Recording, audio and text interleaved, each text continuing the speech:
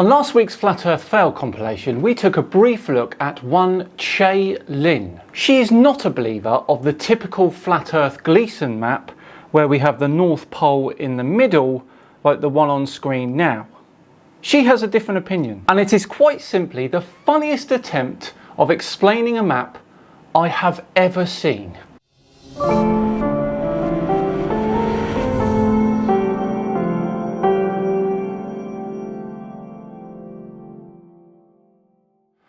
Hello all and welcome along to another episode of Flat Earth Friday with me, Simon Dan. Thank you very much for joining me. Before we begin today, a massive thank you to the sponsors of today's video, Under Lucky Stars. Under Lucky Stars makes beautiful personalised star maps, showing the unique alignment of the stars in a place and time chosen by you. It really is a wonderful gift option to remember a really important moment in your life. All you have to do is enter the location, date and time of the special moment you wish to commemorate, and they will tell you exactly how the stars looked at that time in a beautiful print of the map of the sky. It's a personalised gift experience as well, where you can choose over 15 different designs with the size that you want, a title and a special commemorised message. And they are the original star map makers, with the proprietary method of locating the stars verified by NASA astrophysicists to ensure their accuracy. The good people at Under Lucky Stars want you to be able to look at the sky and see the beautiful constellations. They are deeply committed at keeping our skies clear and limiting space litter by supporting the International Dark Sky Association. I chose the exact moment that the 1976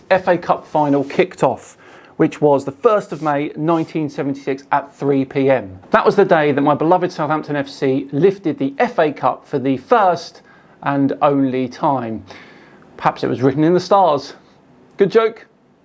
No? This makes a great gift for any occasion, and they're having a massive sale right now just for my viewers, where you can get 10% discount on any purchase. So go to underluckystars.com/SimonDan and use my code SimonDan to get your loved ones a unique gift. That's underluckystars.com/SimonDan and use my code SimonDan, or click the link in the description. Right, back to today's video, where flat earther Che Lin is going to explain to us all how the globe is wrong and how her biblical flat earth map is right. This one is genuinely amazing. You cannot miss it. Here we go.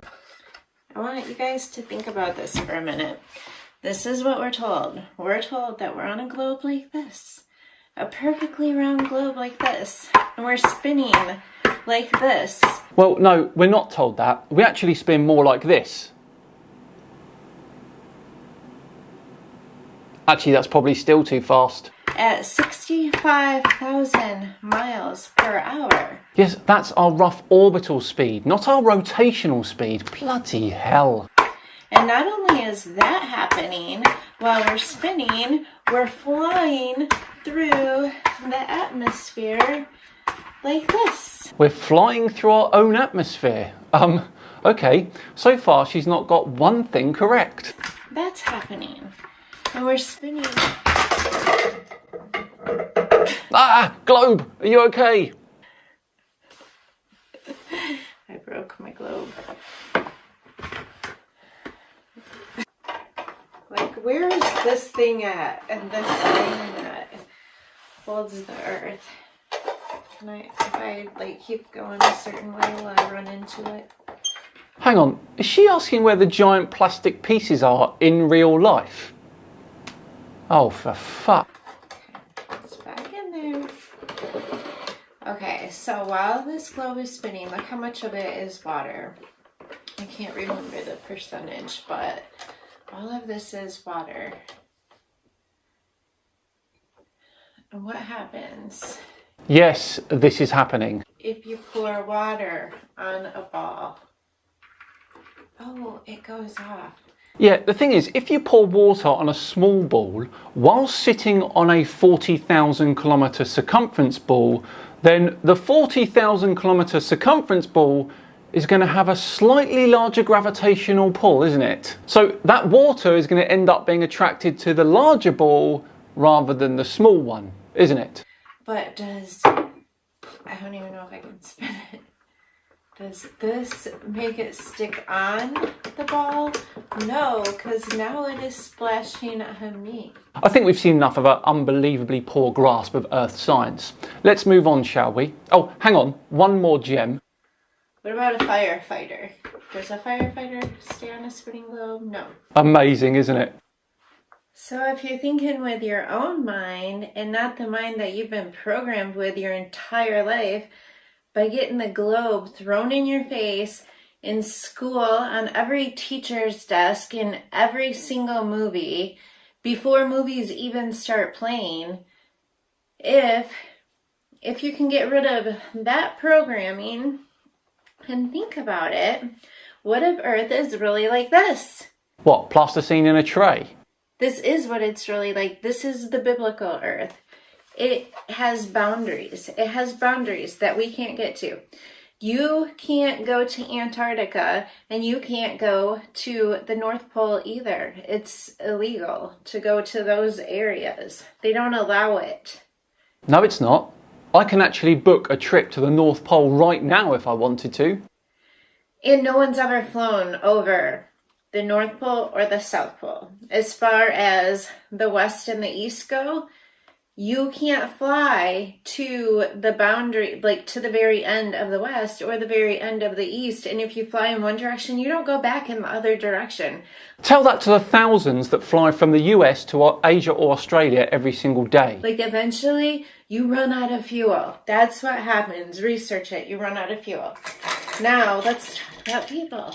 Can people live on this earth that doesn't move? It doesn't move. The biblical earth does not move. It stands firm. I should have had the biblical scriptures ready for this portion of the video, but I can always post those, or you can just look them up. People on this earth, it's not moving. Airplane flying from one side to the other. Buildings and mountains. I think she's too far gone, isn't she? You know the water's about to come out, don't you? The earth isn't moving, I'm the one moving it. And why is the sky blue? Why is water blue? Because it's covered with a dome. Oh no, your dome crushed all the people. It's covered with a dome and it doesn't move. Guess what else? I'm waiting with bated breath. Guess what else you can do with this earth? Look, it holds the water. It holds the water and it doesn't move. Yes, I know. This is a grown woman putting plasticine in a tray and then pouring water over it, then claiming that this is the actual earth we live on. Let's move on to her map, shall we? So this is the actual map. The north is the north, the south is the south, west is west, east is east. Yeah, that's a normal Mercator projection map. You're not surely telling us that this is how the biblical earth is, are you? Surely not. It's just lazy more than anything. It's exactly like a compass. And